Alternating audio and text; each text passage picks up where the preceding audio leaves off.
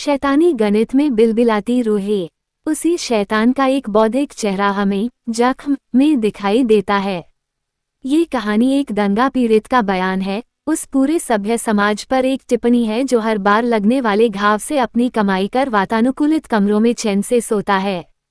सांप्रदायिकता विरोधी सम्मेलन के माध्यम से असगर वजाहत उस सभ्य पैटी बुर्जुआ समाज, सोशल डेमोक्रेट आबादी की नग्नता को दिखाते हैं जिसके पास एक दंगा पीड़ित के सवालों का कोई जवाब नहीं। दूसरी ओर उस आबादी की संवेदनहीनता का भी मखौल उड़ाते हैं जिसके लिए सांप्रदायिक दंगे होने का अर्थ ठीक वैसे ही होता है जैसे कि शहर में गर्मी बहुत बढ़ गई है या अब की पानी बहुत बरसा जैसी खबरें। यही दिक्कत पैदा होती है। लेखक संदेह पैदा करता है।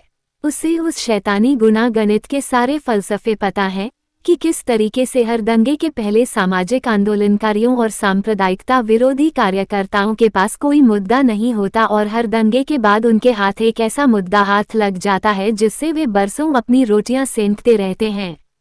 वो ये भी जानता है कि कैसे चुनाव के पहले राजनेता अपने संसदीय क्षेत्र में अधिकारियों की तैनाती जाति धर्म के आधार पर करवाते हैं। नया गणित अब की राजनीति में 2 और 2 4 नहीं 22 होते हैं। इसके बावजूद यदि जख्म में वह भी उसी आबादी का हिस्सा खुद को पाता है तो इसे उसका आत्मस्वीकार कहकर प्रशंसा नहीं करनी चाहिए, बल्कि मुख्तार को पूछना चाहिए कि क्यों आप मेरे सवालों से बच रहे हैं। ये पूछने की बजाय मुख्तार अपने सिर के बाल हटाकर जख्म से रिस रहे ताज़ा लाल खून को दिखाना मुफीद समझता है। पूरे संग्रह में ये जख्म दिमाग पर तारी रहता है और शाह आलम कैंप की रूहें में पाठक को भीतर तक जख्मी कर जाता है। इस संग्रह की कहानियों को मोटे तौर पर 2 हिस्सों में बांटा जा सकता है। एक वे कहानियां जो सांप्रदायिकता पर पूरी तरह केंद्रित हैं, दंगों के बाद बदहाल इंसानियत की तस्वीर पेश करती हैं। दूसरी वे कहानियां जो अनाम अजाने पात्रों के माध्यम से अपने लघु संस्करणों में ही पूरी सामाजिक राजनीतिक सत्ता का मजाक उड़ाती हैं, एक परिवार की आत्महत्या को सामाजिक टिप्पणी के रूप में प्रदर्शित कर व्यवस्था को शर्मसार करती हैं और यथार्थ को खोदबीन कर सामने लाती हैं। सांप्रदायिकता की व्यापक अर्थछवियों में देखें तो ये सभी उस ढांचे में फिट बैठती हैं। मसलन गिरफ्त में मल्लू नाम का एक पात्र है जो खून बेचकर अपने परिवार का खर्च चलाता है। प्रधानमंत्री का आगमन होता है, रक्तदान शिविर लगा हुआ है और एक स्थानीय महिला नेता को ये दिखाना होता है कि सबसे पहले उसने रक्तदान किया ताकि उसकी तस्वीर प्रधानमंत्री के साथ आ जाए। इसके लिए मल्लू का इस्तेमाल किया जाता है। उसे भर-अंटी पैसे दिए जाते हैं जिसमें डॉक्टर नजर चपरासी बंदर बांट कर लेते हैं। फिर भी उसकी जेब में कुछ पैसे बच जाते हैं। उधर प्रधानमंत्री महिला नेता के साथ तस्वीर खिंचवाते हैं, इधर बिस्तर के नीचे से मल्लू के खून की बूंदें बोतल में भर रही होती हैं। इस पूरे मेलोड्रामे में व्यवस्थापक इस तथ्य को भूल जाते हैं कि मल्लू का खून निकला ही जा रहा है। नतीजा, मल्लू महान बन जाता है, उसकी मौत हो जाती है। ये प्रसंग सत्ता और उसके बिचौलियों का ऐसा सांप्रदायवाद है जो हाशिए पर जी रहे इंसान को मौत की हद तक निचोड़ डालता है। अफसोस कि सांप्रदायिकता के पारिभाषिक कोश से ऐसी हिंसात्मक कार्रवाइयां नदारद हैं। हाशिए पर जी रहे लोगों की ऐसी दास्तानों की लंबी फहरिस्त हमें असगर वजाहत की कहानियों में देखने को मिलती है। गनीमत ही है कि सैफू की जान सिर्फ इस एक उद्घोष से बच जाती है कि मैं हिंदू हूँ। यह उद्घोष उस आज़ाद भारत की सबसे बड़ी विडंबनाओं में से एक है जिसका मुजाहिरा हमें शमूएल अहमद के उपन्यास महामारी में विस्तार से देखने को मिलता है। ये सैफू दरअसल महामारी का झांझू है, एक सनातन खौफ में आविष्ट, हमेशा ट्रांस की स्थिति में बुदबुदाता और सवाल पूछता। ये खौफ आज भी भारतीय मुसलमानों की एक बड़ी आबादी को आविष्ट किए हुए है। इसका विभत्सतम रूप हमें गोधरा कांड के बाद गुजरात में सुनियोजित तरीके से अंजाम दिए गए नरसंहार में दिखाई पड़ता है। उसी के बाद शाह आलम कैंप की रूहें नामक कहानी लिखी गई थी। असगर वजाहत का कहानीकार किसी फालतू आशा में नहीं जीता।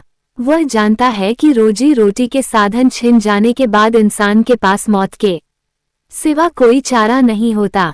जिम्मेवारी में ये यथार्थ बिल्कुल एक सत्य कथा माँ का शैली में हमारे सामने पुनरुज्जीवित होता है। ये तय है कि दुलीराम के परिवार समेत आत्महत्या जैसे किसी मामले से लेखक का सीधा साक्षात्कार नहीं हुआ होगा, लेकिन काल्पनिकता के जिस औजार से यह कहानी गढ़ी गई है उससे ये दिल को चीर जाती है। कल्पना का यथार्थ में इतना यथार्थवादी रूपांतरण पहले कभी नहीं हुआ है। और अंत में अपने सुसाइड नोट में दुलीराम लिख छोड़ता है, मेरी और मेरे परिवार की हत्या की जिम्मेवारी किसी पर नहीं है। ऐसे ही रोज कई दुलीराम और मल्लू अल्लाह को प्यारे हो जाते हैं। बचता है तो सिर्फ एक सवाल कि आखिर कौन है इस मौत का जिम्मेवार। ये सवाल लेखक ने एक नहीं कई बार अपनी कहानियों में उठाया है। गुरु चेला संवाद में चेला पूछता है कि गुरुजी, दंगों का जिम्मेवार कौन है? गुरु आखिरकार जनता को जिम्मेवार ठहराता है। जनता का मतलब हम और हम का मतलब कोई नहीं यानी शैतान भी नहीं, अल्लाह भी नहीं। संग्रह का अंत इसी सवाल की खोजबीन से होता है। शैतान के दिल से बोझ उतर जाता है कि चलो, लोग सच्चाई जानते हैं कि दंगे उसने नहीं करवाए। बाद में लोग उसे बताते हैं कि यहाँ अल्लाह मियाँ भी आए थे और वह भी यही बात कह रहे थे। पूरा संग्रह दिल पर पत्थर रखकर समाप्त होता है। सवाल अधर में लटका रहता है, आखिर कौन? संग्रह में श्री टी देव की 10 कहानियां ब्रेख्त के महाशय क और महाशय ब की कहानियों की याद दिलाती हैं। संभव है शैली और नाम वहीं से प्रेरित हों। लेखक की समझदारी, हास्य, व्यंग्य और खिलंदरेपन का सबूत ये कहानियां कहीं बहुत गहरे जाकर मार करती हैं। ये कहानियां सही मायनों में असगर वजाहत की दृष्टि और निशाने की सूचक हैं। ऐसे ही गुरु चेला संवाद और विकसित देश की पहचान में कुछ सवाल जवाब हैं। इनमें आपको वृत्ताकार तर्क के कई नमूने मिल जाएंगे जो दक्षिणपंथ की खास प्रवृत्ति है। इस तर्क का अनेक तरीकों से उपयोग किया गया है। संवादों के अंत में लेखक जो कहना चाहता है वो पूरी तरह व्यंग्यात्मक लहजे में अभिव्यक्त हो जाता है। ठीक इसी तर्क पर एक कहानी है और इस संग्रह में वह अपने किस्म की इकलौती कहानी है, अपनी अपनी पत्नियों का सांस्कृतिक विकास। हालांकि यहाँ इसके माध्यम से मध्यवर्गीय बौद्धिक तबके के स्त्रियों के संदर्भ में दोमुहे रवैये का पर्दाफाश किया गया है।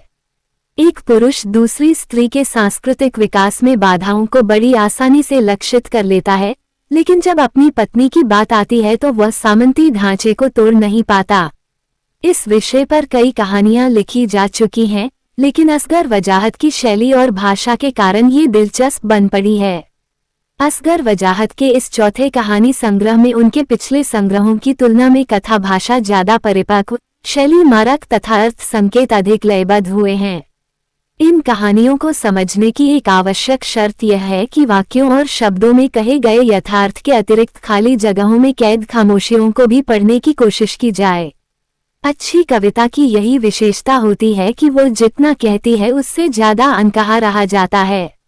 असगर वजाहत की तमाम कहानियां इस मायने में कवितात्मक हैं और जितनी बार पढ़ी जाएं, उतनी ही परत दर परत उभरती चली जाती हैं। हर एक परत अपने आप में एक कहानी होती है जिसमें कटु यथार्थ की परछायां तैरती चली आती हैं, डराती हैं, सहमाती हैं और आभास दिलाती हैं कि यदि हम अभी तक हंस रहे हैं तो सिर्फ इसलिए कि बुरी खबर हम तक नहीं पहुंची है, वरना शैतान अपनी शायरी रचने में मशगूल है। ये जानते हुए भी कि उसकी हरकतों पर नजर रखी जा रही है, उसकी साजिशों को लोग समझ चुके हैं। वो आगे बढ़ रहा है अपनी कार्रवाइयों में, सिर्फ इसलिए कि उसे पता है कि उसे दोषी ठहराने वाला कोई नहीं। इस शैतानी गणित के तमाम रूप असगर वजाहत हमें दिखाते हैं। लड़कियां, 1300 साल का बेबी कैमल, मेरी मौला, जिम्मेवारी। ढेर सारे किस्से लेखक के पास हैं और हर एक में दर्द सांद्र होता जाता है। लेखक सिर्फ एक चूक कर जाता है, वो दर्द के इस पूरे विन्यास में खुद आउटसाइडर हो उठता है। ये यदि एक अच्छे कहानीकार की पहचान है तो एक संदेह का प्रस्थान बिंदु भी कि क्या रचनाकार का वास्तविक जीवन वैसा है। यदि वह एक और जख्म के गोष्ठीबाजों और सांप्रदायिकता विरोधियों का मखौल उड़ाता है और दूसरी ओर खुद उसके पास मुख्तार के सवालों के जवाब में सिर्फ खींच बची रह जाती है, तो सवाल मौजूद है। यह वही सवाल है जो ज्ञान के सेब से उपजा था। फर्क सिर्फ इतना है कि देशकाल बदल गए हैं, हालात बदल गए हैं। द्वंद्व किसी सनातन तत्व की भांति अब भी बाकी है।